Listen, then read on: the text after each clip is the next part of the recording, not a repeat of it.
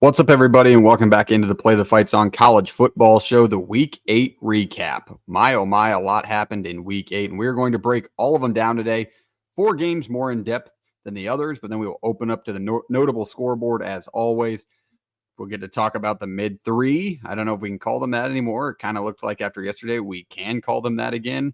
We'll talk about it. It was almost a very bad weekend.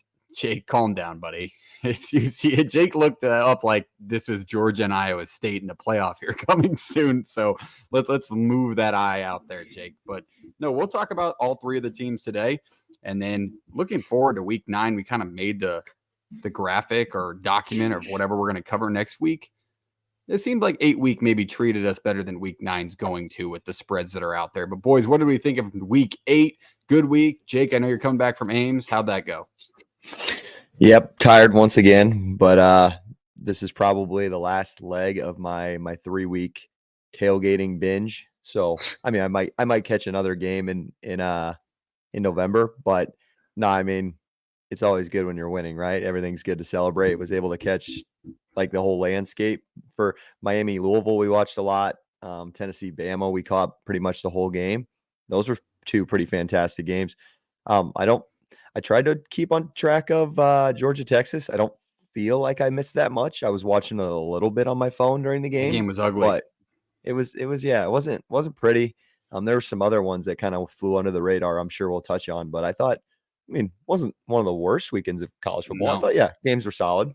Third Saturday in October lived up to the hype. That one came down to the wire. Always a good one. Tennessee smoking the cigars this year. JP, your initial thoughts on Week 8 and what the slate brought us? You kind of get a sense that this is one of the more open years on everything. And then the fact that I think your national champion will for sure have a loss. Obviously, there's teams out there without a loss at this moment in time, but I feel like your champion will have a loss somewhere, whether that's a conference title game late in the year, nonetheless. I felt like I learned a lot of things on teams that are higher ranked in your AP top 15, top 10.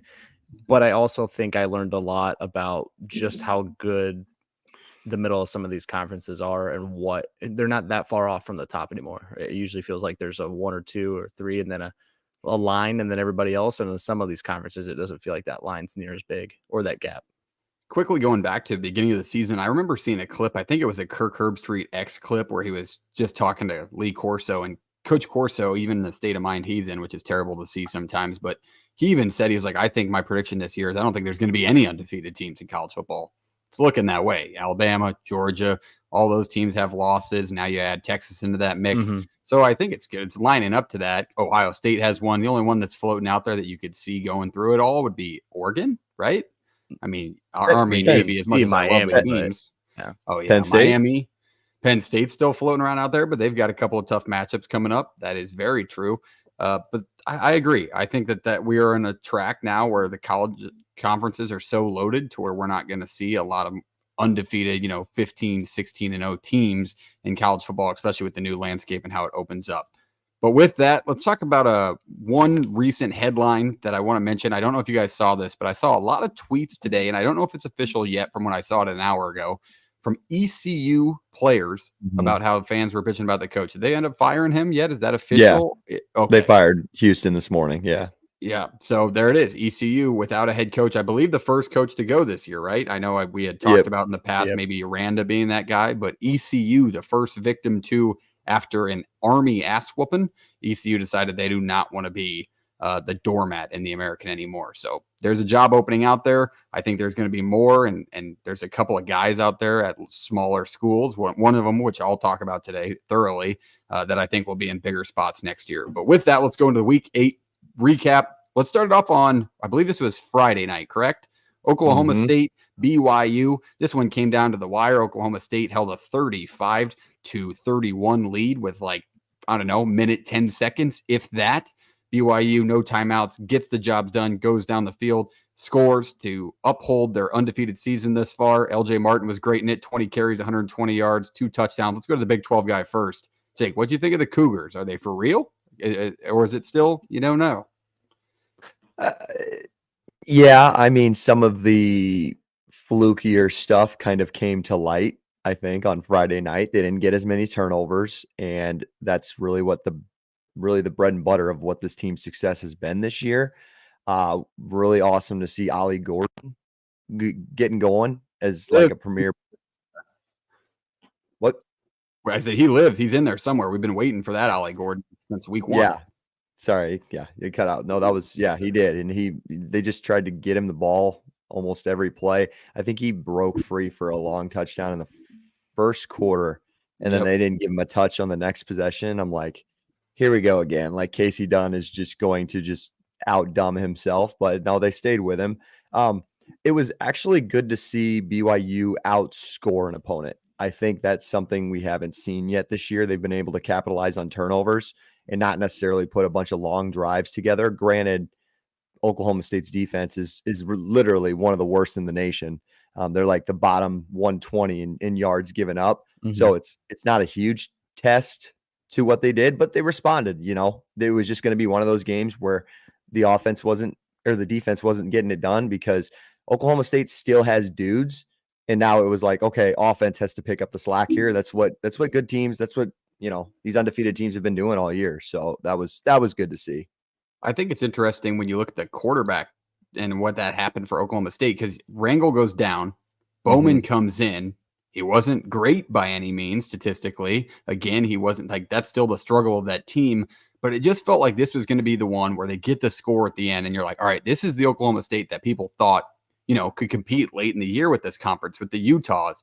And then they just can't get the stop, man. They took such a step back on defense again.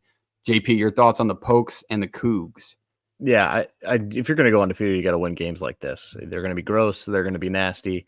Oklahoma State, I think, just to even get up off the mat and put up a fight there in Provo on a Friday, I think is something to be happy about. I guess if you're looking for silver linings, you're looking at something to cheer for. Yeah. If you're looking for silver linings in Oklahoma State's season, the fact that they got up off the mat and handled it is a big deal. BYU wise, like they kind of like the Retzloff stuff. He's got a little gunslinger, huh? Yeah, he's got some bad Cam Ward moments, but like he's not Cam Ward. No, and I don't think they expect him to be, but the one thing that I took away from it, right, like is they managed to win this game and he was a 50% completion percentage guy with 2 touchdowns and 2 picks. Like that's obviously not a good completion percentage. It's obviously not a good touchdown interception ratio, but the fact that they found a way to win this thing late, I think tells you more about what BYU is feeling right now about themselves than anything else. I got a chance to go into an Oklahoma State space right after this game ended. It was like, I believe it was Pokes Insider on X or somebody. It's one of the bigger Oklahoma State accounts started one. And obviously everybody joined in, was having their heyday with Mike Gundy. And I think somebody in there was absolutely fed up and was like, why the fuck are you talking about Mike Gundy? What do you want him to do in this case? Like they're just going off in the Southern accents. And there's a lot of troubles going on in Pokesland. They need to see some changes. I know they want to, especially with the expectations this team had, but that's just where they're at right now. I mean, they fought for it. They just couldn't get the stop at the end. I mean, they gave up 35, 40-yard touchdown pass to let BYU score, and that missed a couple tackles on the way. That's it. That's the Big 12 this year, and that's how games have been going. Closing thoughts, Jake, before we move to the next game. Yeah, looking at the box score, it felt like they gave the ball to Ali Moore this week. I mean, they really didn't. He only got 16 carries. I know. And I know this one was like more limited possessions, kind of longer possessions, so less plays and things like that. But it's kind of unbelievable how you haven't given this kid the ball at least 25 times. And maybe that keeps that offense off the field for BYU because your defense is so bad. Like maybe we take a couple extra minutes on some of these drives and we give Ollie Gordon the ball. Guys, they couldn't tackle him. Like he is big. It reminds me every single time I watch him, he makes any single cornerback miss in open space. Like he's big, he's long. They try to tackle him by the legs and they can't. And it's just amazing how we're still doing this. And he's got 16 carries on Friday night. I just don't understand how if you have a team that's this statistically bad on defense, and you talk about it's one of the worst in the FBS, I don't understand how it's not a game plan to give the ball to Ollie Gordon 35 times and slow the game down and keep the defense off the field. So there's something we're missing that's going on at Oklahoma State that could probably be a pretty good fix, but maybe they have a better idea, and the quarterback position is brutal for them. If they're not handing it off, that means they're throwing, and they can't throw. They have a couple Yeah. of good wideouts, but they haven't been able to throw downfield all Rankle year. wasn't bad when he was in it. He was 6'9". And he was also solid. had a decent amount of carries when he was in too. So that Yeah, they like to run. Obviously your game plan changes when you can run the ball with the quarterback too. But now we're back. I didn't see the injury on him. Felt very collarbone-ish. Do we know what came out? Something shoulder-ish? I didn't see anything. It felt, but you come down like that, I'm thinking collarbone, and that's 6 to 8 weeks. I mean, at this point, you just roll with Bowman and let him play his last 5 games ever, right? I mean, you're battling to go. What's their record? They're battling to go bowling. They're 3-4, I think, and 0-3. They're 0-4. Yeah, 0-4 in the conference. They're battling to go bowling, and they've got West Virginia. Oh, sorry, I'm way behind here. That's Baylor, a bowl game. Baylor, Arizona State, TCU, Texas Tech, Colorado. So bowling's not. You can win 4 of the 5. But Baylor, Baylor just put up 52 on Texas Tech, who has similar defensive numbers. Arizona State's, if Levitt gets back, I feel confident in Arizona State. Colorado doesn't look pretty. Bowman's, I think for me, if I had to power rank QBs right now in the league, if he's still considered a starter, he's the worst in the league. Maybe Isaac Wilson. Yes, Isaac Wilson's better. That's kind of like polishing a couple of turds, but he's younger. he's more mobile. Would you take Jeff Sims than Bowman? I was gonna say too. The Houston quarterbacks, Zion Chris. I don't know. Right now he's playing better than Bowman for Houston. Yeah, let's not talk about that dog. Yeah, they got pummeled. I was on Houston too, by the way, Park. So we're not alone in that. Sorry, your pick lost me too. Sims. He counts. He started this week. I guess if he's considered the starter, then maybe he's the worst in the league. I was gonna say I'd probably put Levitt up there, not top 3, but Arizona State wins 5, that game handily at Cincinnati if Levitt plays. I've said Levitt's playing at least top 8. If you're he's top half of the conference. Yeah, for sure. That's a spot I can agree with, but you got to feel for Oklahoma State and Oklahoma State fans. This was the door. You get Utah, who loses again last night, 13-7 to TCU. Utah looks bad, man. I want to say this, JP. I think a lot of people owe you guys apologies for how much people want to make fun of Iowa's offense last year, and we're not keeping the same energy for Utah or Michigan. No, they won't, because it's not as fun. It's not as fun to make fun of these brands that Dude, they're just as brutal. They are just as brutal. They're worse Utah's in some bad. ways. Yeah, Michigan's basically statistically almost worse. Yep. I don't know. It's part of it.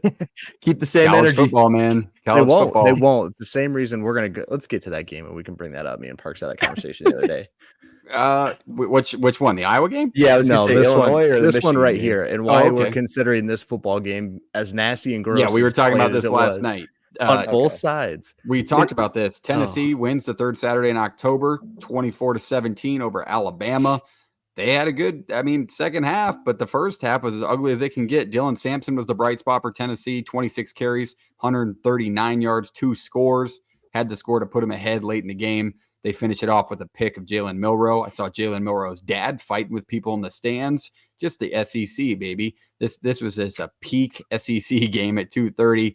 Pretty loud, good atmosphere. Huge win for Tennessee. Huge win for Aberdeen, South Dakota. Shout out Josh Heupel. JP, give your thoughts. I understand that these teams have more talent on them than the Big West or the Big Ten West teams or just general ACC or whatever teams. But if you took the logos off the sides of these helmets and you threw another logo on there, you'd be like, "What a shit game that was! That was not." If you put up Minnesota, Michigan State on these helmets, yes, but and I'm not saying that they're comparable in talent on because obviously Alabama has an all right defense. Tennessee's got a really good front four. But this game was played like shit. There's missed throws that were wide open. You could have telegraphed the damn thing there in time and made the catch. There was blown blocking assignments. There's poor run games on both sides. There's awful quarterback play. The coaching mistakes in some spots it felt were off. It was officiated like shit. You would literally if it was not Alabama T on the side of the helmet and the numbers for if it wasn't Alabama numbers and a Tennessee T on the side of the helmet, you'd have been like, that was such a shit football game. But since it has a third Saturday, October, and these brands on it, everybody's like, damn, that was a pretty good game, huh? Yeah, because it was close in the end, not because it was played well. both these teams are still really good. I still have really high hopes for Tennessee that they figure something out. Because I'm gonna be honest with you, they win this game handily if we just hit wide open humans. Yeah, Like if we don't overthrow wide open humans, they handily win that game. And then Alabama, Jalen Milroe looked like trash. Like they would they target Ryan Williams 18 times? I think I heard somebody broke that down. 18 times you're going to your freshman. A couple receiver. of them wide open, and Milroe missed him.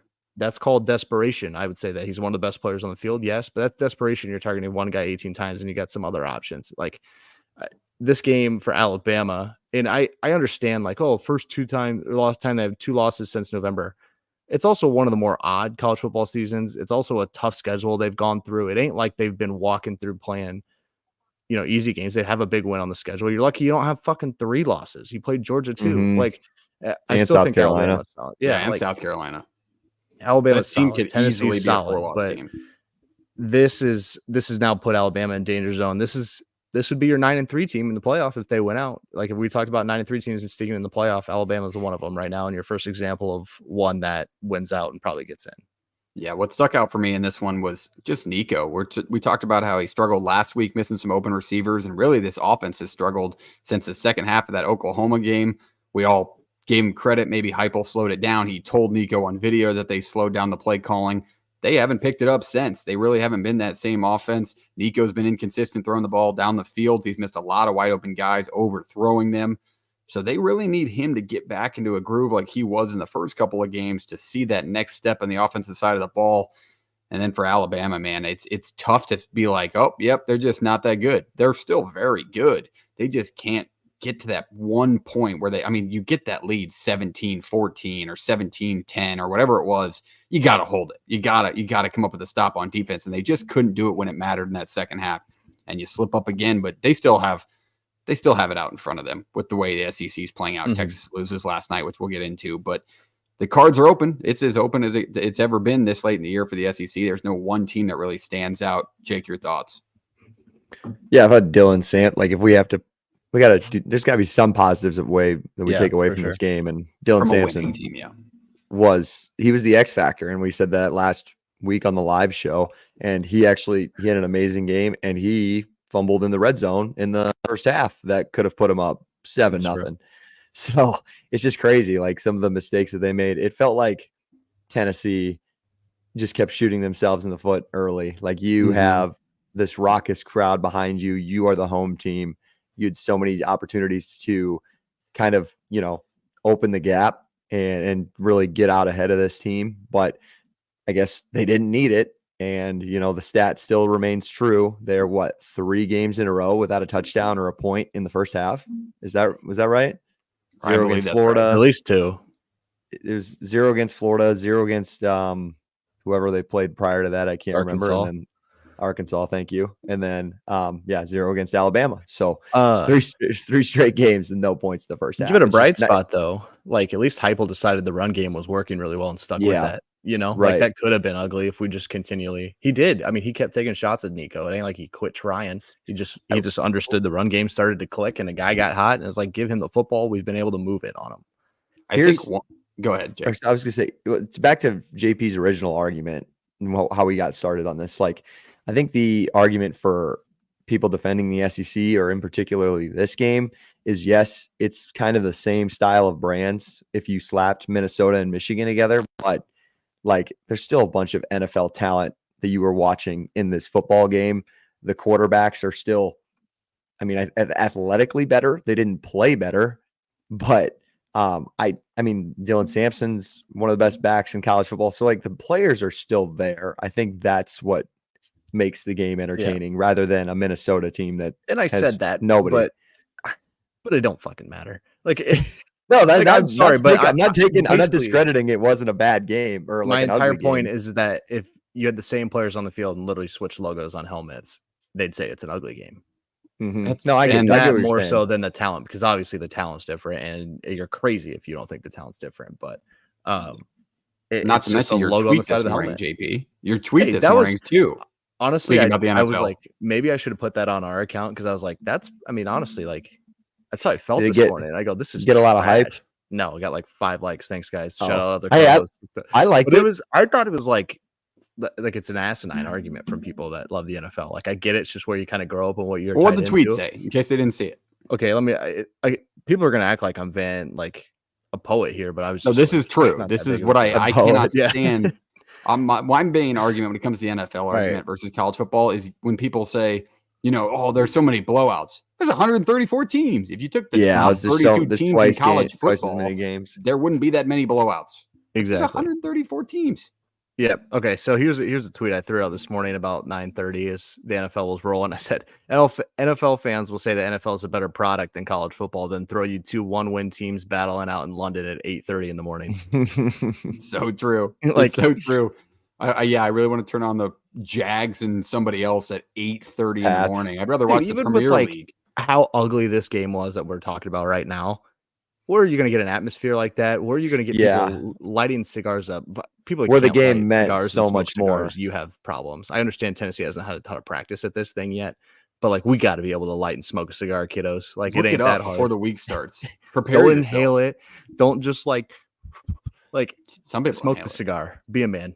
Yeah, they don't know how to light them either. But all right, that is Alabama and Tennessee. We jump forward on the list. We're going back to one. Let's go back to the ACC quickly. Let's talk Miami, Louisville. This shootout ended in favor of the Hurricanes. Cam Ward, pretty good again. He had a lot of time back there, 21 for 32, 319, and 4 scores. Jake, your thoughts on this ACC battle? Yeah, I mean, a lot of people were criticizing Miami for this performance, but I don't know. I kind of take away 52 on the road, man.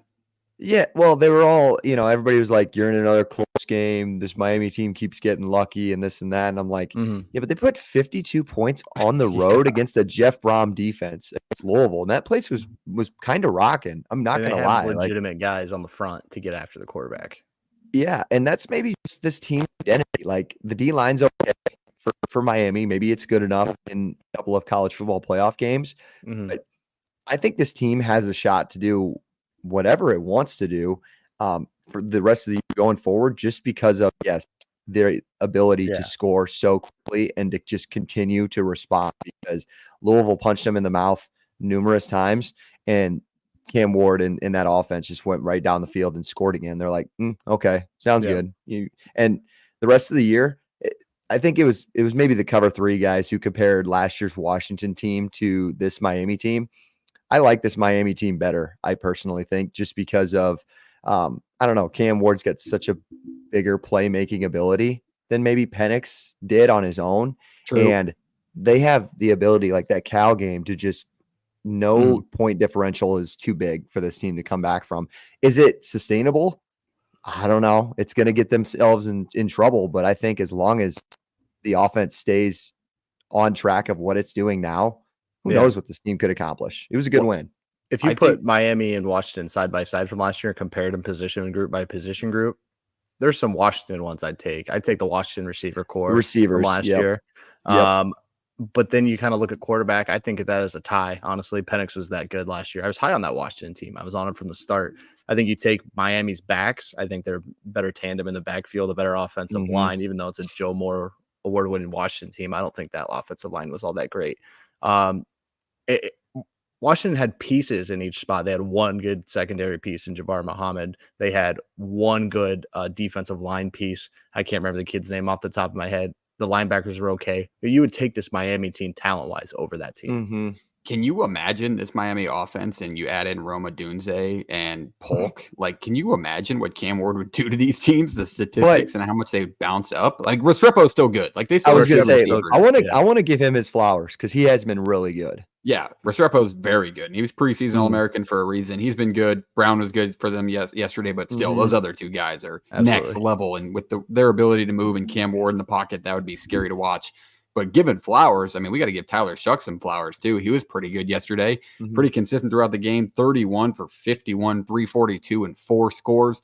This Louisville offense, we talked about in the preview, pretty good. They averaged 36 points a game. They put up 45, but it's just nobody can seem to stop this Miami team. And the narrative that keeps coming to mind every time I watch Miami is they just simply don't give a shit. You score, they don't care. They'll score back. You want to go up by 20? Who gives a shit? They're going to score 21 and beat you. Like they just really do not care what anybody does. Tough environment. Florida lead off the year. Don't care. Just going to beat you anyway. So it's a scary team to play. I think that they have a very high ceiling than people are giving them after these close games. Louisville feels like they're one play in every game they've lost this year away from winning them. And so, like, if you're a Louisville fan, it's got to be tough because you're 3 one-possession losses, 2 of them at home. I really, truly think you're still all good teams. I'm either going to get roasted or it's going to make sense. I still kind of feel like they're better than Notre Dame. Like, I don't know. Like, Notre Dame fans do not like that when we say no, that. I don't care. I'm kind of with you. I'm with them, Jordan. That Notre I might Dame argue game, there. like, just weird things happened and fell in Notre Dame's hands, and Louisville couldn't capitalize on it.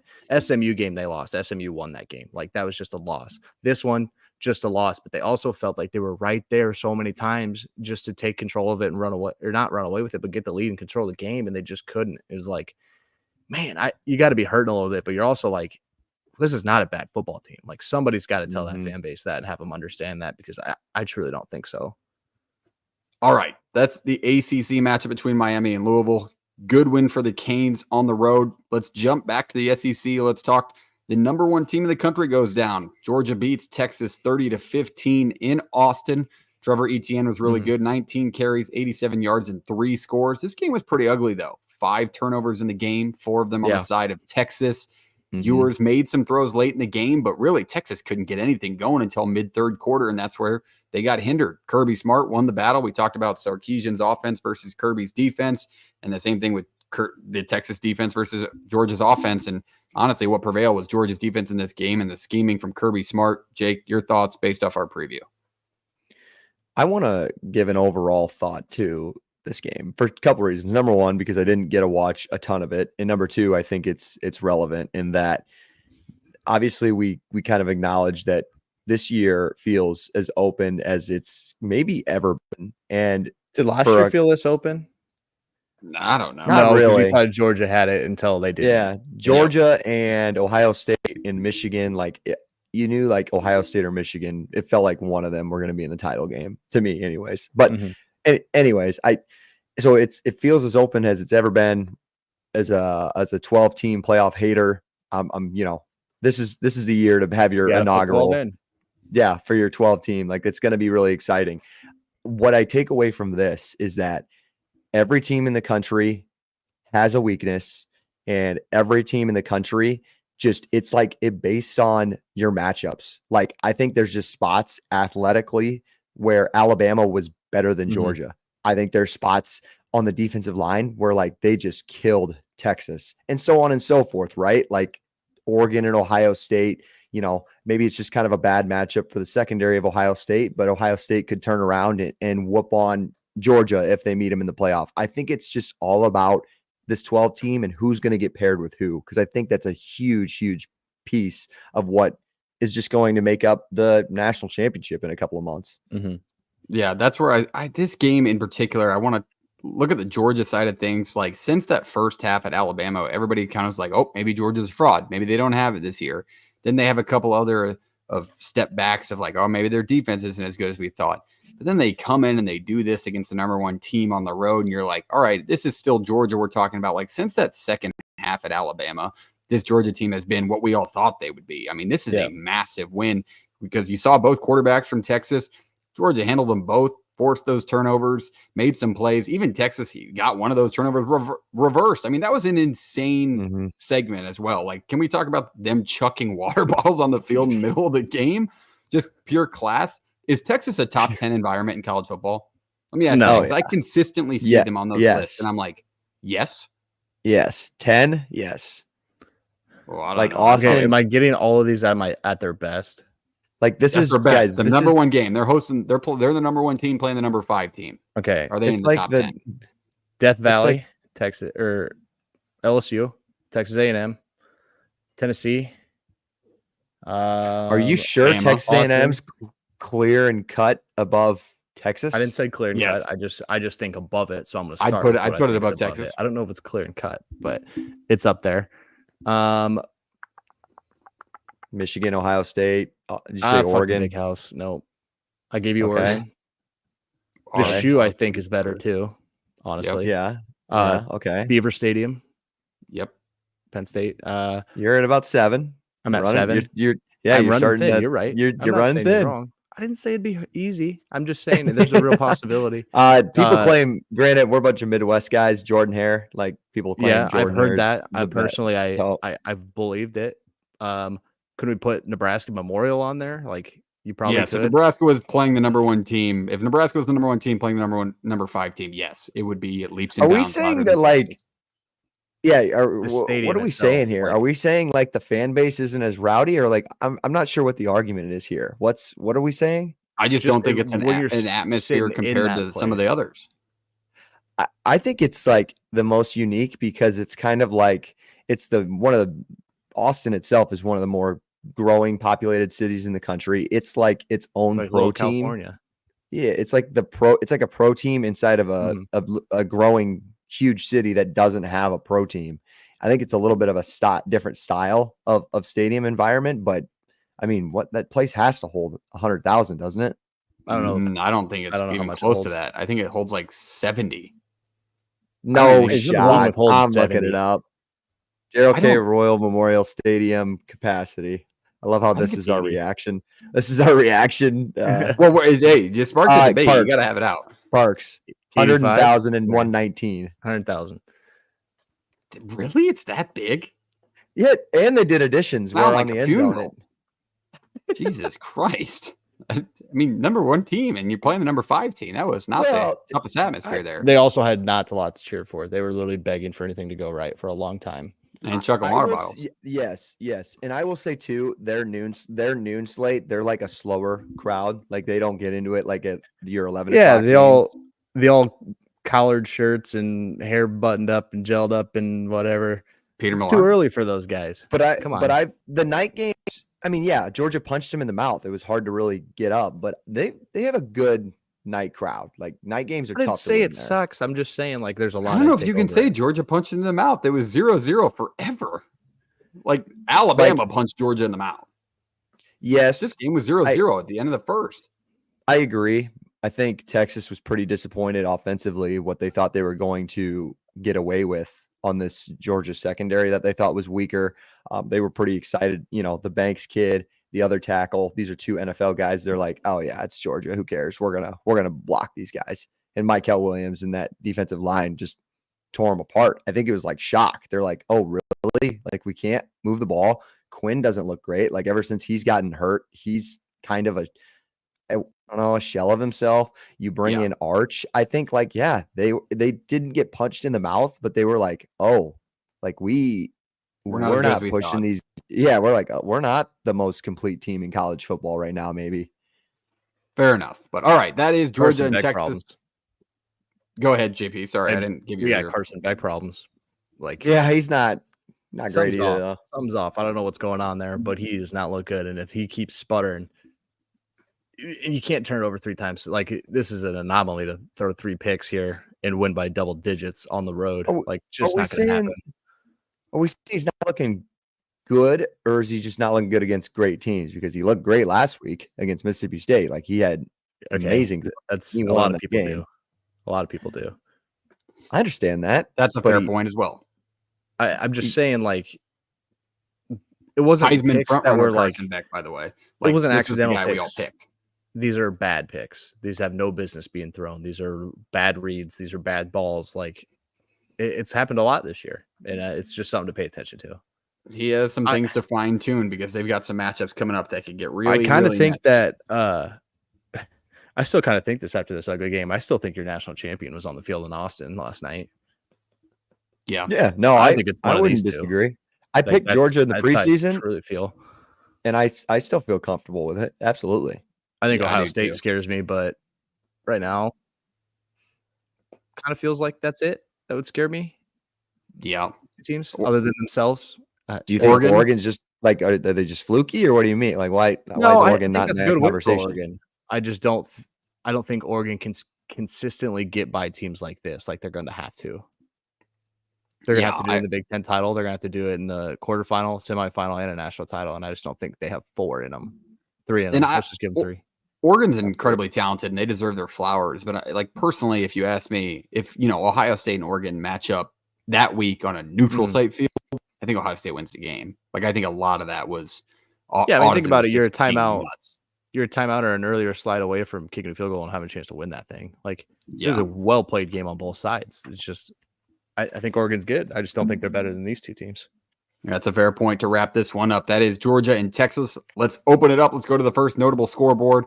We're going to work down it. If you have any games not on this, maybe it's on the second one, and then we'll open the floor to everybody. But let's start in the old home of Walmart, Bentonville, Arkansas, right next door. Let's talk about Arkansas losing to LSU 34-10. This game was close for a decent chunk, and then LSU pulled away towards the end. Taylon Green was not the best. Any thoughts if you got to catch any of this matchup, Jake or JP? I didn't get a ton of eyes on it. I had it on and off. But what I can tell you is that, like, just looking back at short YouTube stuff, I've been able to recheck, and then looking at things like Nussmeier's good, man. I think we knew that. We didn't know LSU could run the football like they did there. But I think Garrett Nussmeier has just been very good. And that's really good for an LSU team who's got a lot of weapons and a really good offensive line, because they are kind of playing themselves into a spot here to play for an SEC title. They keep playing this well. And, like, Arkansas, like, if you're an Arkansas fan, could you really be mad at that loss? Like, it kind of is like, you expected so much shit out of this year, and you've gotten a couple good wins. You've been close in other ones. This is the first one you haven't been, like, right knocking on the door and losing, I mean, you know? How did we not play LSU? Like, did we really think Arkansas was going to get back-to-back top 10 wins at home? What was Did their we really total think- rushing total? Did they run for 38 yards? Arkansas ran for 38 yards. On the other side, we talked about Nussmeier and how good he's been, but they ran the ball pretty well last night. I mean, Caden Durham was pretty good, over 100 yards, 3 scores. I think they like him. I would hope so, because he had a I'd good like night me last running night. behind that offensive line. LSU's just been kind of sleepwalking through the rest of their schedule. Still here. And, Yep. 6-1. So they're definitely in the mix for that SEC too. That's an interesting team to follow. Jake, any thoughts on this matchup individually? No, like I said, I can't believe we kind of just Didn't play looked over the fact that we just thought Arkansas was, well, what was it, like a 1.5 point spread? It was basically a pick 'em going into this game. And I mean, this team's just, I don't think they're they're not coached well enough to pull off back-to-back upsets. I just don't think that's the case. I'm not saying Pittman's a bad coach, but I mean, I have not seen him have his team prepared for multiple weeks in a row in his career. So yeah, this one, the result doesn't surprise me. And I'm sure when I go back and watch it, none of what I see with my eyes will surprise me. Don't worry, Jake. We're going right back to you, because we got to talk a little Clones and Knights. The Clones survived. They scored 30 seconds left on a Rocco Beck keeper, outlast UCF, and the offense that they brought to the table, a couple of pick sixes, I guess pick 6.5, I should say. But Iowa State gets it done. Extensive 7-0, is ranked 10th today. Jake, your light thoughts. I know we're going to have you out on the fan perspective, kind of break this one down with JD, but light thoughts, takeaways from this matchup. Yeah, I mean, I thought a lot of teams in the top 15, top 20 didn't have great weekends, but I think everybody's going to go back and point out that that's Iowa State. It's fluky, you know, it is what it is. And people sometimes forget that winning 12 games in college football is really hard. And to get to this point, winning 7 in a row is just hard. And sometimes if your team is legit, if your team is good enough, one has to pick up the other. In this case, I thought the quarterback improvised a lot better because the offensive line was terrible. The defensive side of things, they weren't getting stops, but they all play for each other. And yeah, I don't know. It's not the best way to win, but you're going into a bye week. You're still top 10. You're still 7-0, and a lot of people can't say that. So you got to take it for what it is. I think another thing with this matchup, if we would have talked about this 3 weeks ago, like let's say Colorado gets beat by UCF, and like that UCF team, like we were like, oh yeah, KJ Jefferson, RJ Harvey, this is like, it's a good team. They just couldn't get the stop. Like if we would have had this conversation 3 weeks ago, then be like, that's a good win for Iowa State. They could be legit. But then when we had it, when we did, then people are like, oh, that's just UCF. Didn't they get beat by Colorado? So the narrative changed over the last couple of weeks, but that team, that UCF still has talent. Malzahn's squad does. So good win to steal it, because that's one of those situations where you lose that game, then people really start to just check out. And now you roll on and you're still in the top 10. JP, thoughts on the Clones? 12-0 Cyclones. Book it. 12-0 Cyclones. Book it. 12-0 Cyclones. It's going to be wild. Can't wait. You're such a loser. I hate you. I'm guaranteeing it. I'm guaranteeing it right now. 12-0. I think he's trying to jinx you, Jake. I know he is. He's such a loser. 12-0. We'll get to I his don't team. know. I don't understand. Like, team. Jake, I'm just telling you, like, it's been a lot. Like, this, it's just a program that hasn't seen that very often. Like, so I'm trying to tell you and give you promise and hope, right? Like, Parks, you listening to this? Are you listening to this? This is pretty crazy for a guy who. You would have thought JP's an Ohio State fan. He's giving it to you. You thought they held Michigan State to 7 points last night. That's let's not do 30. it. Let's not do it. Let's not do it. They're on the other notable 30 scoreboard. With 0 punts. JP and I both got to take our shots today. It is what it is. We're getting down to I'm it. just saying, I'm manifesting it. All right. 12-0 Iowa State. Right, Jordan. I sure hope you're right. All right, there it is. Me too. Let's talk Notre Dame. Let's talk Georgia Tech. Notre Dame handles Georgia Tech in the Superdome, 31-13. Good win for the Irish. It didn't start off that way. Georgia Tech went right down the field and scored. Go ahead. Call it a win for the Irish? A win. You don't think it was a good win? It was a win. But a really bad quarterback. Like, no Haynes King. No offense for Yellow Jackets here. They steamrolled. They walked down the field to start that game. I was like, oh, shit. Is this going to be one of those Notre Dame blowups and we can stop talking about them? No. They handled it. They still had a couple of bright spots, but going on the road and winning is never easy, especially when this is, I guess you can't say it's the toughest part of their schedule anymore with how Army and Navy look, but still a quality. Watch out next week. Absolutely quality win. But all right, Jake, your thoughts on the Irish and Yellow Jackets? Yeah, they kind of just keep staying under the radar too, kind of like LSU. I root for Notre Dame. I think at this point, being an Iowa State fan, we need Notre Dame to lose one of these games because I think there's a lot of teams that need Notre Dame to lose. I think Indiana is one.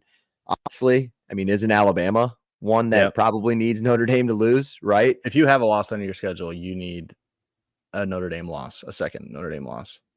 But hey, they take care of business. It's not the perfect win. I do think it's a good win. Hey, you deal with what you got, and Georgia Tech put out a good quarterback. I understand that, but still limited them to 13 points, gave up one easy drive. And that's the thing, like Notre Dame, it'd be funny to go back and look how many times they've given up a score on the first possession. I feel like they've done it almost every game, and then they adjust well. And I still think kudos to Mark Freeman. Like, we want to crap on him all the time about some of his game decision making, but that defense is so good, man. Like, and they are down a ton of bodies. Yeah, that's what I was about to say. Is like they've gotten so good. How many guys have they gone out for the season on that defensive side of the ball, and their depth is still so talented, and they still don't let teams score. So I give credit where credit's due too. It's a good win for Notre Dame. I mean, to keep it rolling like that, but they do have a couple of tough tests in front of them with teams that maybe have come out of the woodwork. So we'll keep an eye on those. All right. That's it for the first notable scoreboard. I can't believe you threw it up there. Good for you. Good for you. Man of your word. A man of honor. Man of honor. Indiana takes Nebraska 56-7 in Bloomington. Start to finish, Nebraska got their ass whooped. I mean, it was 14-7 at one point, and Nebraska's defense couldn't get a stop to save their life. Curtis Rourke looked really good for the time he played. He went out in the second half because it was a blowout and he was injured on the thumb, but they didn't slow down, really. Dylan Raiola was not the best, but I don't know if he's anybody to throw to. I'll try and keep my thoughts at a minimum. But there was a lot of calling for heads of coordinators last night, not on the defensive side of things, but people are not happy with Nebraska's offense and Marcus Satterfield. I'll say that. So that was my thoughts on the game. I'll take what you guys have to say on Nebraska this week. Or did you take more away from Indiana? That could be possible too. Yeah. I feel good about my Marcus Satterfield take season. I kind of touched on that. I do think it's just, there just needs to be better play calling. And get through the bumps now with a 17-year-old kid playing quarterback for you. And then you need him ready. You need somebody that will lead this kid in 2 years down the road when Nebraska has its window, has its shot, right? It's something big.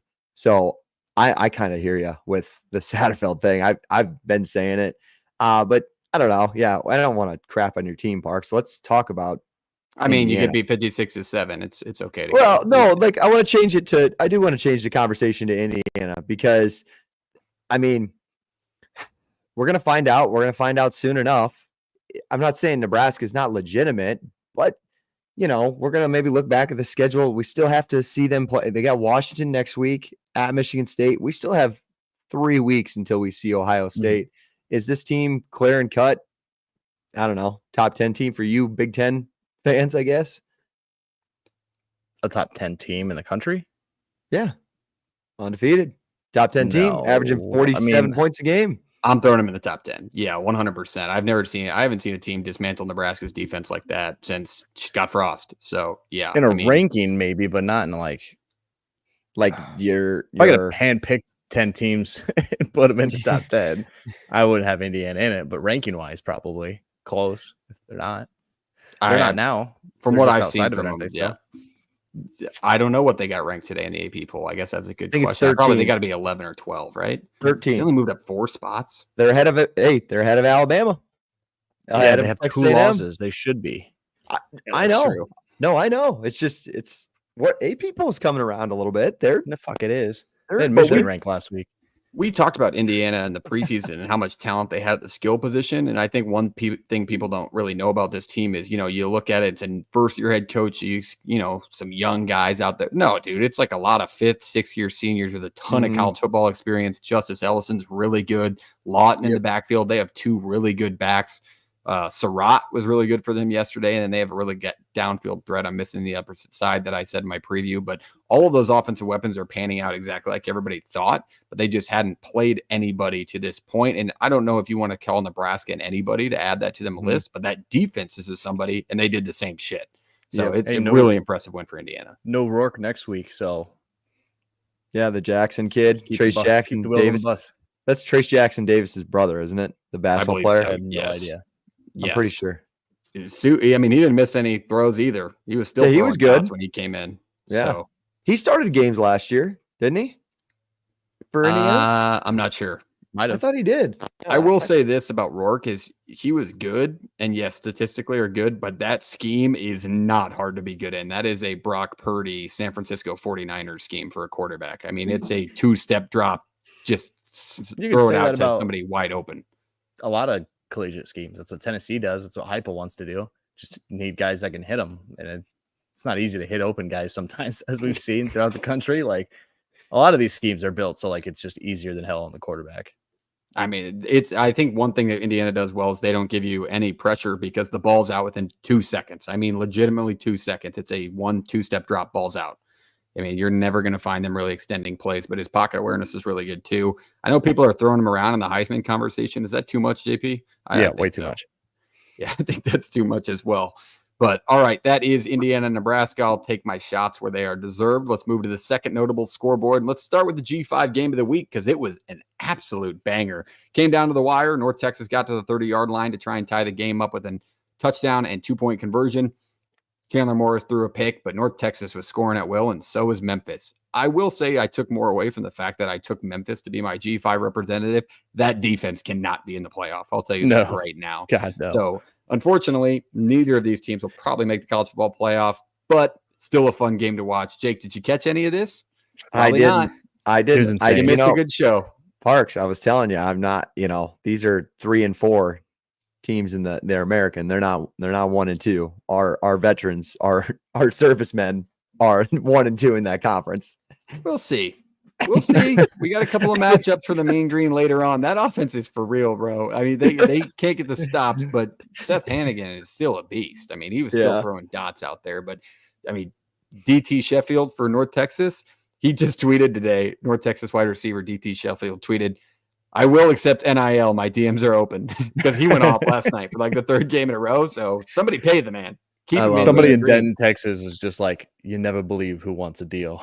Hey, look up Denton. That town looks fun as shit, dude. They do some cool stuff with that athletic department. I sent Jake like a screenshot. They like put a basketball court in the middle of the downtown and they light it up like all neon green, and it's like an electric factory. So shout out North Texas. Tough loss for Chandler Morris and the boys, but Chandler Morris had an unbelievable stat line again. Quickly, that's the G5 game of the week. We got to throw that in there. Let's move down to another one. Let's go back to the Big Ten, JP. Talk about USC and Maryland because USC loses to Maryland on the road. 15-point comeback for the Terps. Are we going to start seeing people really, really check out of this USC team? Yeah. If they haven't yet. Yeah. I was say if they haven't yet. it wasn't a 1-year fix for Lincoln Riley and his ability to make the defense better and everything that they're doing and how they're practicing and building the program and whatnot. But you didn't think it would fall apart like this in some spots. Like No. Losses to Minnesota and Maryland, not great. I don't advise doing Bad. that. And then like close against Wisconsin until late, like it just doesn't feel like it's ready yet. And I kind of think you need to give it time and like let him get some guys that fit the scheme now that he's wanting to run. Miller Moss can't throw the football that many times and they expect to win. Mm-hmm.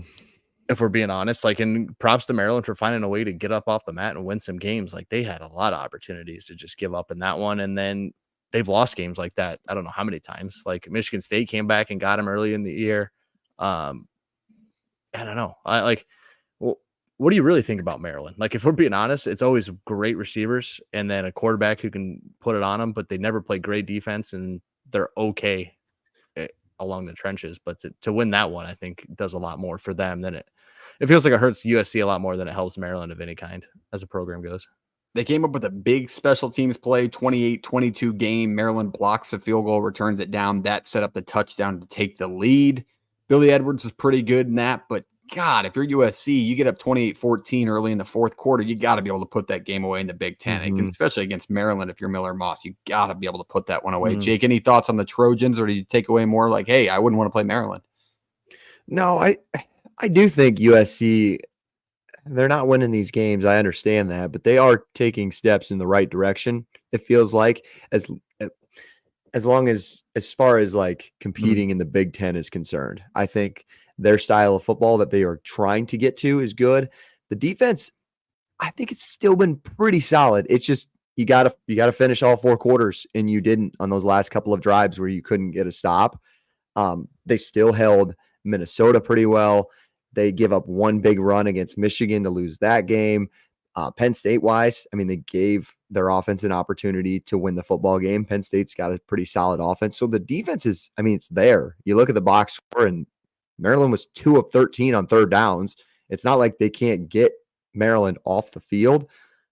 I don't know. It's kind of a weird thing right now. I'm not saying one side of the ball is worse than the other. It just feels like they almost have what's the word? Maybe just a toughness issue at this point about finishing football games because they've been just right there. They've been right there. They smoked Wisconsin, so they can do it in this league.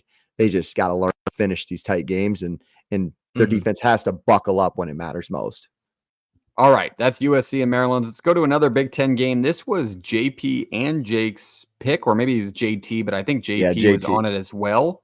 Yeah, Illinois takes down Michigan 21-7 at home, and probably one of the cooler throwback uniforms ever put out there. JP, let's get your thoughts with being the man that was also on this pick as well for Illinois taking down Michigan. Yeah, I thought the line was just wrong. And I don't say that. Dude, I got Vegas, it I got it at 6 yesterday before kickoff. Illinois +6. Yeah, nice. That's insane. I'm gonna be honest. Insane. It was insane. We're all watching the same Michigan team, right? Like a team that can't throw the football downfield. The run game struggles when you can put 8 or 9 in the box. There's multiple Big Ten teams you can say that's the truth for. Then Altmaier, like not even having to sling it around the yard, just like good field position, not making mistakes, grind things out, win drives, and be tougher. Like that's exactly what Illinois did. And it felt like Illinois could have maybe blown the roof off of them a little bit more, but just to win by 2 scores is huge there. Because if I'm not mistaken, they didn't score 3 touchdowns. They got they had field goals in there and like going for 2 at one point in time. If I'm wrong, 2 field goals, 2 touchdowns. Yeah, so I just feel like those drives, if those are 6, yikes. Like Michigan really gets run out of the building. Stop ranking Michigan, everybody. Stop. Please stop. They weren't in ours. They shouldn't have been in yours 2 weeks ago. Stop ranking them. Illinois is better than we thought they would be preseason. They're just a very complimentary football team. They know who they are. They know what they do. They play good special teams. They don't beat themselves. And that's what you get when you have a team that has one-dimensional versus a team that's balanced, complimentary, and tough as nails, honestly. One thing that impresses me again with Illinois is how well they scheme against. That coaching staff's been on point all year. Bielema's squad's been dialed in. I mean, they only threw the ball 18 times. Luke Altmaier was 9 for 18 for 80 yards and a touchdown. He didn't throw the ball 30 times like he has majority of the year. He knew who he was playing against. He wanted to slow it down because he knew they're putting their offense out on the field, which is going to be another 3-and-out, slow-paced game, beat them by 14, keep them under 10 points. Like, Bielema's been fantastic this year, so we got to give credit to Brett Bielema and his team. Jake, your thoughts on Illinois or Michigan? Future Iowa Caught Hawkeye, any of Brett this one? Bielema? Yeah, JP, you wish. Come on, you wish. He would, though. I would say, yeah, just good win by Illinois. And it's the same conversation I kind of started the episode. I think people, as much flack as they gave Iowa, even though Jordan was picking on me earlier when we were talking about the clones, I'm trying to defend Iowa here. I think we need to keep the same energy for Michigan's offense, because it's abysmal. It's actually abysmal. I mean, is Tuttle better than the other two? Can you say that? Or you just like, they all stink. Probably not. Yeah, I was like, this is just like, yeah, it's whatever. I mean, Mullings, if he doesn't get to 150 yards, I don't know if this team will ever score more than 10 points. They just tried so hard, and they built all this around a good running game, and now they're not playing quarterback who can run it, because like, oh, we also have to throw the ball. That's a thing. Oh, we don't have guys on the outside or a scheme to help either one of them. Oh, shoot. I wonder what we're supposed to do now. Probably nothing. Just not change anything. I didn't like the Sharon Moore hire when it happened, and I'm not going to like it in 3 years. I don't think he got a good hand. I don't give a shit. He had an entire offseason to go get guys. He didn't fix anything. Like, I don't think, like, maybe he's an okay culture guy, but there's a lot of cultures out there that suck. Let's just be honest here. I love playing for X and X coach. Well, did you win? No. Like, there's a lot of people out there. Come on, let's be honest about it. Like, it's just how it is. That is exactly how it is. Look at Kirby Smart in Georgia. I wouldn't say that's a culture-based place, but they win. All right, that is that one. Let's move down to Iowa. Let's let JP talk about the Hawks falling to Michigan State on the road, 32-20. Obviously, it was better in the second half, JP. A lot of people would like to see a change at the quarterback position for Iowa. What are your thoughts? Unless that guy is dead or walking in a boot, he's starting. Sorry. Yeah. Like, it's just how it works. The sooner you get that through your head, the less angry you'll be at the world. This feels like one of those things I should have done like an instant reaction thing to, because I was just that pissed off. But then again, I'll do it on the fan perspective and talk about how this is now an exposed item defensively for Iowa. They allowed zero punts. Washington punted once or twice. Now you're going to have fourth down sprinkled in turnovers, but only one turnover out of Child. Should have been two. We dropped one in Schulte. I'm going to take this from Chad Leistiko, Doctorman, and some other guys. They call them union cards. Basically what that is that you've just been on the team or in the union long enough. You just get benefit of the doubt, and you're not going to lose your job. There's some guys defensively, Mr. Quinn Schulte and some others. He's not good. He's not good. No, he fucking ain't good. Those safeties, I don't think Wamp was very good either. I don't know. I don't understand. There's a lot of things. Just literally, you're learning that they're getting exposed in spots, and Phil Parker can't do anything about it because we're missing a DB on one side with talent, and then you have safety issues, and there's zero pressure on the quarterback. Like, I haven't seen an Iowa team miss tackles like that, force zero punts. I don't know how long. Like, there's obviously something somebody found, and I said that after the Iowa State game. I go, somebody found something in the second half Iowa State wise. Now everybody sees it, and it's just picked apart. People are like, we don't necessarily need to only take 5 to 6 yards of play. There's 10 and 15s here as well, right? And Aiden Childs looked good. Like I told you, he'd give you your chances to beat him. He did. Dropped one, caught one, and then you get bullied by a fucking bad offensive line. Michigan State's offensive line's awful. Their defensive front's not bad. I said that, the fan perspective. Michigan State people said we'd be surprised on how talented they were. I said they're fine. They lost a lot. They lost star power and kept a lot of guys that are just gritty. But you put 8 or 9 in the box and you can't complete 6-yard passes. Your guys are running scot-free wide open. You could have put a bounce house around them. Pretty hard to stretch the field, boss. It's just how it works. Like that's just a bad loss. That's getting like the Nebraska thing. Mm-hmm. Score is not the same, but you got your ass kicked and still had a chance to win it, but you couldn't get a stop. Like that's just getting your ass kicked is what that was. 6 field goals on the side of Michigan State. Their kicker was absolutely money. So if I'm going to give any flowers, I mean, Kim was kicking dots all game long. I mean, bombs. And they were right down the middle. It's 6 field goals, or like 6 or 7. They had 7 attempts. Yeah, I mean, Iowa missed field goal too, so I'm like, we'll just can't cancel those out. The kid was good. Like, it's just one of those things. Like, very good. A lot of kicking experience. Jake, any thoughts on the Hawks? Personally, 7-5 Hawks. Yeah, I was gonna say where I was gonna throw back to JP. Where do you go Where do you go from 8-4. here? I know, but like, I don't know. I think I was you listening to write this one up as a failure of a year. Yeah. You try to make the best out of it, out of all the guys you got to replace next year, because Kirk's not going to dive into the portal. And you just try to ride this SOB out and get some guys some experience, because fuck me, man. Serious question, JP. I'm not meaning the this to be dick at all. desperation in his voice. It's like, do you think hey, Kirk Ferentz is the head coach at Iowa starting in 2025 season? Yeah, until I see it with my own eyes. Yeah, fair enough. They firing his ass. Yeah, that's what I was thinking. Really? Although I don't think Beth will, because then they got to pay him all that money. TCU kind of walked Patterson out the door. It is large buyout for no reason.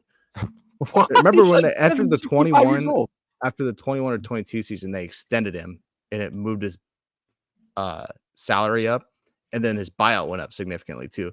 Shout out Gary Barta, you fucking piece of trash.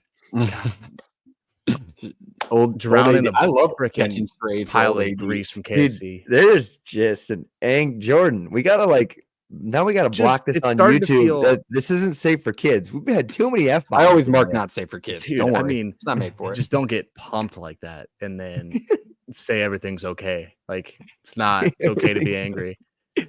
That's fair. Yeah, it's a fact. I will say, from a fan perspective side, from a rival, it was a nice little cap on the night after seeing Iowa fans talk after the morning, because they were talking as they should, because we got our ass handed to us. But boy, it felt better. It was like, hey, motherfucker, that's why you don't talk before you play. I couldn't. And then we just get to we get a manifest of 12-0 Iowa State, and then the world will be a better place. That's all I'm saying. Because all those praying on another man's downfall. Well, he's just on his knees. Is crazy. It's Chipper, just crazy. You cannot say if roles were reversed, you're like, I hope they just keep winning. You would be doing the same shit. Jordan, I'd point blank say, I hope these guys lose. I think they're frauds. You're just being a jackass about it. You're like, I gotta try something. I gotta try something. 12-0. I would be straight to your face and be like, I'm not enjoying this. I want you to lose. But you're a fake Iowa fan if you're cheering for Iowa State to go unbeaten. Just want you to know that. Who is? I'm sure they're out there. You're not a good person, whoever you are. Taking personal shots now to wrap up the episode. If Iowa State would have lost last night, what would this show would have been like? Dude, I was waiting. I literally had the text scheduled where I was gonna be like, bad day for Play the Fight song. Bad day. And then Rocco Beck saved you, Jake. But it was a we bad day. We could have done a video of memed our face over some people crying in the rain with in the arms of... No, we genuinely should have went. I would have been popped, but we should have done a live reaction last night if all three of us lost, and it was just all three. That's all we're going to talk about is those 3 games. That would have been I would have been okay. I would have been okay. I had enough downtime. You guys with the night games, I don't know. I should not. I got over it fast. I can't get any more mad that I am. I sent JP a text that I wish I could unsend. I'll say that. I was not in a good mental headspace about mid-third quarter of that Nebraska game, but you would expect on the bright side, you get to play Ohio State next weekend. Yeah, on Big Noon too. Okay, Nebraska's really good on Big Noon kickoff. Can we talk about that? That Big Noon they always pick the worst games and the worst sites. Like, hey, motherfucker, this week before the Nebraska-Indiana pre-game was fine. Do they not get if first they win? draw? Like, if they beat it, they get first pick of the Big Ten game of the week. Like, are they second or third down the line? That's why I'm wondering. Like, I think they get to pick whatever one. I think CBS gets the first. Like, dude, right? They've already been to Columbus. They were there for the Marshall game or whatever the hell it was. Let's go through their options, Jake, because I understand what you're saying, but I just don't think they get first pick at it. Okay, Northwestern Iowa, wrong. Obviously Nebraska, Ohio State, Washington, Indiana. That's obviously I think that's game day not going there. Are they? Yeah, that's where game day is going. And then Illinois, Oregon.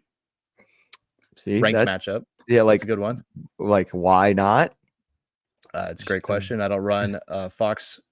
The other one, Penn State, Wisconsin, Michigan State, Michigan. And then I think that's it. Yeah. So they can't only do they went to BYU for BYU Arizona. It can't be just. That's what I'm saying. Is I don't know. There's good Big 12 games next week, but I don't. Yeah, know that's why they pick. I'm confused. Yeah, but that BYU Arizona one was weird. That was like Big Noon presentation, but what's Isn't that a 2:30 game? It was like a 2:30 or 1:30 or makes something weird. So that's why I don't know. They pick the weirdest sites, and I don't give a know. shit. They I don't. hope they never call Nebraska again. We cannot Well, win big noon kickoff games. don't you literally? That's this week. Like you have another one. Oh yeah, well that one's already scheduled. There's no. I mean, we're 0-8, getting outscored 255-95 every time on big noon kickoff. All Parks can hear is, and there he goes down the sideline. Some of them been in close, dude. I'm a Gus Johnson guy, but man, him and Clatt are starting to piss me off. Did you guys know what time talking about Louisiana Monroe Nebraska's plays next weapons? week? 4 o'clock. All right. I just wanted to make sure I had my shirt ready and ironed up. Yeah, I know. Well, that's what I told my guys yesterday. My Husker guys I was talking to. I was like, I'm glad I'm a Morningside fan because Morningside's still rolling people. Shout out Morningside in the NAI. Look them up. Yeah, I've watched things. 0 seconds since sophomore year. They are. No, I just look them up. I think they got Northwestern coming up here. Huge game at home. Huge game. Last game of the year. The Hawks got to win that one. It's huge. But Morningside already has a loss. On here. Hey, yeah, they lost. Talk about it all. We haven't even talked about the G5 in the Sun Belt and how insane that is right now. James Madison with 2 losses. App with 3. Like we knew. Well, dude, this is what we said this in the American. We said this in the preseason. That league is fun, but they all shoot themselves in the foot. They're never going to give each other a shot at that G5 playoff spot. They always shoot each other in the foot. Georgia Southern with a chance to win that SOB, go play for a title. ULM Monroe, Georgia Southern the Warhawks title. Texas State is still in that conference. Louisiana is as well. You know, this is funny. Hey, we're not casuals around here, but I'm going to throw a guy under the bus because I know there's not a million chance he'll ever watch this show. But Tom Fernelli was talking about ULM the other day on his show, and he's like, yeah, General Booty's the best quarterback in the country. And I was like, well, Tom, if you'd actually pay attention, he's not the quarterback anymore. Yeah, he's not playing quarterback. Yeah. So, hey, we pay attention around here, folks. That can't happen. How about the Rams in the Mountain West being 2-0? They suck. 2-0. Air Force sucks. Like Kalen's mom texted us last night. They're going to win their next 3. They're going to be 5-0 in the Mountain West. New Mexico, Nevada, Wyoming. Look at Fresno State, Utah is State. Jake's girlfriend, everybody. Yeah, that's all I'm saying. She's been tuning in a little bit recently, so she's listening to this. Sorry, Jake's Rams. But one Mountain West loss is a real possibility. And they should get they'll get beat by 40 against UNLV. Because UNLV, you know what's going to happen is that UNLV plays Boise State this weekend. One of them's going to have a loss. Either one of them plays. Boise State plays Colorado State later. Should we before we get my Google thing just went off. Before we get out of here, should we plug? Maybe this will be our first video of the week, Parks. And what better time than ever to cover Boise State UNLV? We might. Oh, I'm pumped. That's our G5 preview of the week. We're starting a new segment where we will release it on YouTube only. Check it out. YouTube preview of our G5 game of the week in depth as we would for any Power 4 team. So check it out this week. We'll share it around. This is going to be one of the best G5s. Friday night. 9:30. Can we also mention, I don't know if you guys saw the clip, but Ashton Jeanty, somebody get that man media trained immediately. Anybody see that? No, is he a goober behind the mic? He was sitting there and he was streaming, I believe, playing video games, and he was just talking about the NFL. And somebody was like, "Would you like to go to Chicago?" And he was like, "No, it's too cold, man. I don't really want to play for the Bears anyway. They have a back." And then they're like, "What about the Cowboys?" He's like, "Nah, maybe we'll see. I guess. I don't know about the scheme." He's just talking about all the other NFL teams he doesn't want to play for. Somebody get that mic away from Ashton Jeanty's face. He's hurting his own odds. How do we get to this? Is that in Vegas or is that in Boise? Vegas. How do we get to Vegas with media credentials? I'm pretty sure you can get on an easy Southwest flight from Omaha Park. I promise you can get on an easy Southwest flight from Omaha to Vegas. Yeah. If anybody knew it would be Parks. If you guys are willing to drive to Omaha and actually take a flight, I will get us media credentials somehow, some way. I promised it's her birthday this weekend, unfortunately. But see the dog's birthdays this weekend? No, not the dog's. Oh. It's her birthday, dummy. Sorry. I have a little insight on UNLV that I don't know if I should legally share, but anyway, I won't say any names. There is a certain casino in Vegas that offered to pay Matthew Sulka his full amount that he was owed. And it's public. It's public. Everybody knows about it. It's why can't I think of the name? It's been on Twitter. Circa? Yeah, thank you. Did you say it out loud? Yes. Well, yeah. That's I probably talked that to a guy. certain individual of the stature that was the person who made the decision to offer that, and he was quite upset that they wouldn't let him pay it because Does he well, watch college football? Because he I was should have gonna known that say, that's a stupid amount of money to spend on a kid like that. JP, I'm and not sure you are understanding how much money is at Circus Sports. Doesn't matter. That kid's not worth $200,000. guys, you're missing the point. You're missing the point that they What? missed a gift and that they didn't have to pay him because he's not better than Haj Malik Williams. That's what I said. Is like, who the hell That's would exactly pay him what he that just said. money? That's why that guy doesn't watch football. Like, he doesn't even know his own team if he's offering that guy $1 million. No shots. We're still open to your business, Mr. Circa. But all right, that is the Week 8 recap. We will preview both the G5 game of the week, separate from all of our other games. We will still have our full episode Wednesday night, most likely 6:30, maybe 7:30. We might be moving the show back with the. We're going to miss Reese for a while. He's going to be gone for a while, folks. He's okay, but we don't know the next time he will be on the show. Hopefully, it will be very soon, maybe this week if possible. But we will see you Wednesday. It was a fun recap, a fun week of college football. Shout out No Rivals. We haven't even mentioned them yet. Our partners, shopnorivals.com. Use the code PTFS at checkout for free shipping on any of those premium collegiate hats you find. There are some teams coming that are going to be wanted, so check them out today. Request your team under the Teams tab if you do not see them. They're growing by the day. Shout out to No Rivals, great partner there. Hit the like on this video. Hit subscribe if you have not. We appreciate you being here. Jake, play us out. We'll see you boys back here next Wednesday. Play it.